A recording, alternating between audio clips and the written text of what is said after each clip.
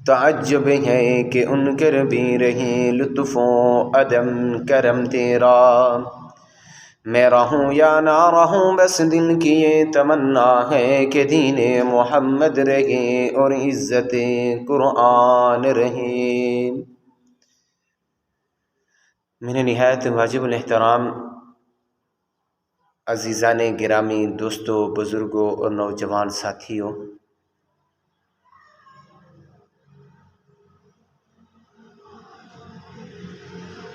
قرآن مجید فرقان حمید کی آیات مبارکہ آپ لوگوں کے سامنے تلاوت کی ہے۔ دعا گو ہوں کہ اللہ رب العزت ہم سب کا آنا مل بیٹھنا اپنی پاک بارگاہ میں قبول و منظور فرمائے، اور میرا پڑھنا آپ لوگوں کا سننا اور ہم سب کو اس پر عمل کرنے کی بھی توفیق عطا فرمائے۔ میرے نہایت واجب الاحترام محترم بزرگوں اور دوستوں اور نوجوان ساتھیوں، آج تمام دنیا میں بے چینی پائی جاتی ہے۔ کوئی گھر میں پریشان ہے، کوئی اولاد کی وجہ سے پریشان ہے کہ ہماری اولاد فرما بردار نہیں، اور کسی کو اللہ تعالیٰ نے اولاد کی وجہ سے محروم رکھا ہوا ہے، اور کوئی اللہ رب العزت سے بیٹے کی نعمت مانگ رہا ہے تو کوئی بیٹی جیسی رحمت مانگ رہا ہے، اور کوئی تو گھر میں ایسے بھی کہتا ہے کہ آپ سے آنے سے تو ہم ایسے ہی اچھے تھے، آپ اولاد کو ہم یہ الفاظ بولتی ہیں پنجابی میں، تیرے کلو تو اسی ایویں ہی چنگے سی۔ ہر گھر میں، ہر ایک جگہ میں، ہر محلے میں، ہر بستی میں، ہر ملک میں ایسا نہیں جہاں پہ بے چینی نہ ہو۔ سکون ہی ہماری زندگیوں میں سے ختم ہو گیا ہے، ہماری زندگی میں سکون نہیں، بے چینی پائی جاتی ہے، بے قراری اور منائی نہ پائی جاتی ہو، اور آج ہر ایک شخص ہی بے چین نظر آ رہا ہے۔ آج کل کا انسان شراب کی محفلوں میں، ڈراموں کی محفلوں میں، سانگ میوزک وغیرہ کی محفلوں میں، اس میں ہم اپنا وقت گزار رہے ہیں، اور رومانی نالوں میں مطالعہ کر رہے ہیں دنیاوی کتابوں کا۔ ہم ایک ایک جگہ پہ جا کے اپنی زندگی کا اور اپنا سکون تلاش کر رہے ہیں، جس کی وجہ سے آج تک ہمیں سکون ہی نہیں مل رہا۔ ہماری زندگیوں میں سکون نہیں ہے، ہم سکون ہی تلاش کر رہے ہیں، کہیں پہ ہمیں سکون مل جائے، لیکن سکون کہیں نہیں ہے۔ اللہ تعالیٰ قرآن میں کہتا ہے اگرچہ آپ چاہتے ہو کہ ہمیں سکون ملے، اگرچہ آپ چاہتے ہو ہماری زندگی میں سکون آ جائے، ہماری جو دل کی بے چینی ہے، بے قراری ہے، اور جس وجہ سے ہم پریشان ہیں، ہمارے دل کو سکون نہیں ملتا، تو اللہ تعالیٰ کہتا ہے کہ الا بذکر اللہ تطمئن القلوب، سن لو اللہ کی یاد میں ہی دلوں کا چین ہے۔ جو اللہ تعالیٰ کی یاد میں رہتے ہیں، اللہ تعالیٰ کو یاد کرتے رہتے ہیں اور اللہ تعالیٰ کا ذکر کرتے رہتے ہیں، تو اللہ تعالیٰ نے 13ویں پارے میں کہا کہ الا بذکر اللہ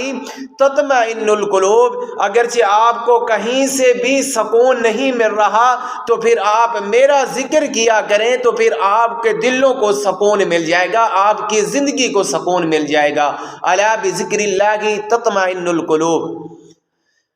تو اللہ تعالیٰ کے ذکر سے غفلت کی وجہ سے، اللہ تعالیٰ کا ذکر جو ہے وہ دل کا چین ہے، دل کا سکون ہے اور دل کا اطمینان ہے۔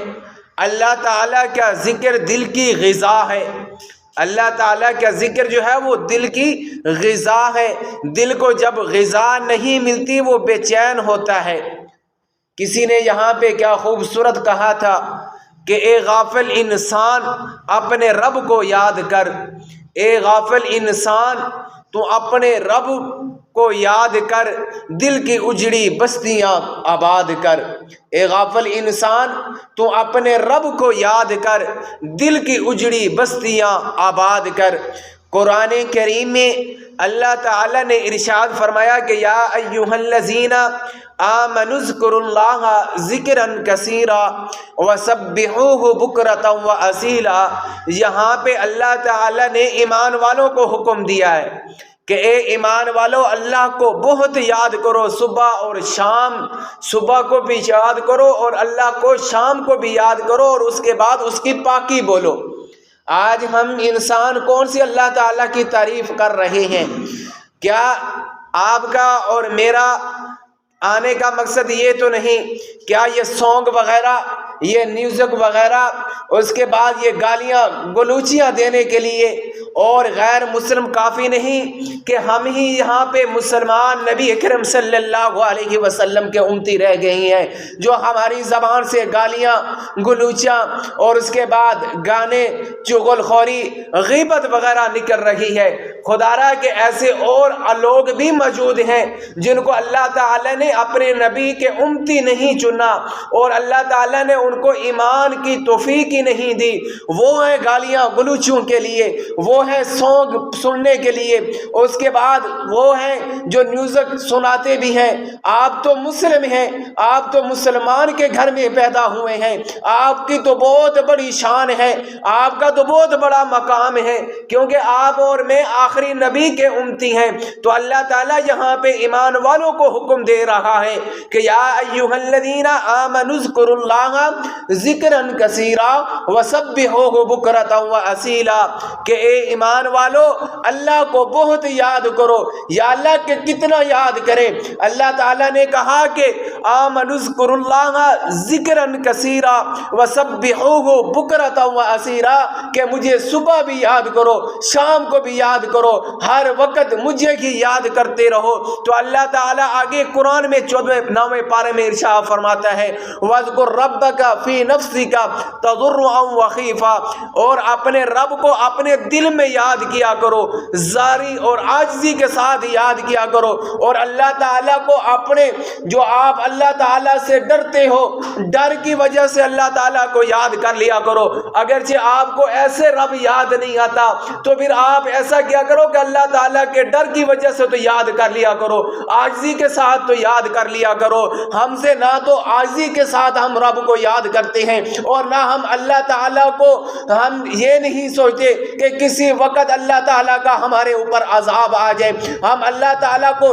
ڈر کی وجہ سے بھی ہم اپنے رب کو یاد نہیں کرتے، کیونکہ اللہ تعالیٰ کا ذکر یہ نہیں کہ ہم نماز پڑھ رہے ہیں اور تلاوت کر رہے ہیں، استغفار کر رہے ہیں، یہ سب ہی ذکر ہے، لیکن عام طور پر ہم اللہ تعالیٰ کی تسبیح تو بیان کریں، اس میں ہمارا ہی فائدہ ہے۔ لازمی نہیں کہ ہم اللہ تعالیٰ کی تسبیح بیان نہیں کریں گے تو تسبیح نہیں پڑھیں گے تو اللہ تعالیٰ کا ذکر کرنے والا کوئی نہیں ہے۔ فرشتے ہیں، کرامن کاتبین ہیں، جو اللہ تعالیٰ کی صبح شام تسبیح بھی بیان کرتے ہیں اور اللہ تعالیٰ کی پاکی بھی بیان کرتے ہیں۔ سبحان اللہ ہے، الحمدللہ، اللہ اکبر، جون سا بھی آپ کا دل چاہتا ہے آپ استغفار ہے، لا حول ولا قوت الا باللہ العلی العظیم ہے، جہاں پہ بھی آپ کا جو دل چاہتا ہے، یہ قرآن کے الفاظ ہیں، یہ ہماری بخشش کے ذریعہ بن جائیں گے۔ آپ کو جس وقت بھی ٹائم ملے اللہ تعالیٰ کا ذکر کیا کریں، سبحان اللہ، الحمدللہ، اللہ اکبر، استغفر اللہ، لا حول ولا قوت الا باللہ العلی العظیم۔ یہاں پہ ہم کوئی نہ کوئی تو اللہ تعالیٰ کا ذکر کریں تو صحیح، تو پھر دیکھتے ہیں ہمارے دلوں کو چین کیسے ملتا ہے اور سکون کیسے ملتا ہے۔ تو اللہ تعالیٰ قرآن مجید فرقان حمید سورۃ الجمعہ کے اندر ارشاد فرماتے ہیں وَاذْكُرُوا اللَّهَ كَثِيرًا لَعَلَّكُمْ تُفْلِحُونَ، اور اللہ کو بہت یاد کرو اس امید پر کہ تم فلاح پاؤ گے۔ قرآن کریم میں اللہ تعالیٰ ذکر کرنے والوں کا حوصلہ افزائی بھی فرما رہے ہیں۔ لازمی نہیں کہ ہم اللہ تعالیٰ کا ذکر کر رہے ہیں، اگرچہ ہم یہاں پہ کہیں پہ جاتے ہیں تو ہمارے جو بڑے ہوتے ہیں ہمیں حوصلہ دیتے ہیں، حوصلہ افزائی دینے والے، اگر چونکہ عام آدمی بھی ہمیں حوصلہ افزائی دے دے تو ہم کہتے ہیں کہ جی اس نے ہمیں حوصلہ دیا ہے تو ہم انشاءاللہ یہ کامیاب ہو جائیں گے۔ جہاں پہ ہمیں لوگ یہاں پہ حوصلہ افزائی کرتے ہیں تو ہم کامیاب ہو جاتے ہیں، دعائیں کرتے ہیں، تو میرا رب کہہ رہا ہے کہ وَاذْكُرُوا اللَّهَ كَثِيرًا لَعَلَّكُمْ تُفْلِحُونَ۔ کوئی حدیث بیان نہیں کر رہا بلکہ رب کا قرآن پڑھ کے آپ لوگوں کو سنا رہا ہوں۔ وَاذْكُرُوا اللَّهَ كَثِيرًا لَعَلَّكُمْ تُفْلِحُونَ، اور اللہ کو بہت یاد کرو کہ اس امید پر یاد کرو کہ تم فلاح پاؤ گے۔ قرآن کریم میں اللہ تعالیٰ نے ذکر کرنے والوں کا حوصلہ افزائی بھی فرمائی ہے، اور فرمایا کہ ان کے ساتھ رحمت اور مغفرت کا خاص معاملہ کیا جائے گا اور ان کو اجر عظیم عطا کیا جائے گا۔ یہاں پہ دیکھیں، اگرچہ اللہ تعالیٰ نے کہا کہ میں آپ کی حوصلہ افزائی بھی کروں گا، اور اس کے بعد اللہ تعالیٰ نے کہا کہ میں آپ کے ان کے ساتھ رحمت اور مغفرت کا خاص معاملہ کیا جائے گا کل قیامت کے دن، اور قبر میں آپ لوگوں کے لیے اللہ تعالیٰ رحمت اور مغفرت کا خاص معاملہ فرمائیں گے۔ یہ کون کہہ رہا ہے؟ کہ رب کا فرمان ہے۔ یہاں پہ اللہ تعالیٰ حکم دے رہے ہیں اگرچہ آپ میرا ذکر کرتے ہو،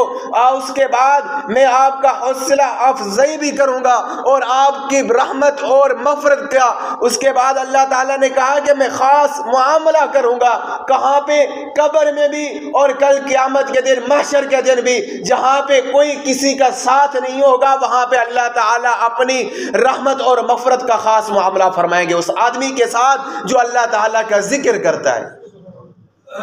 اللہ تعالیٰ نے قرآن مجید فرقان حمید کے اندر ارشاد فرمایا، یا ایھا والذاکرین اللہ کثیرا والذاکرات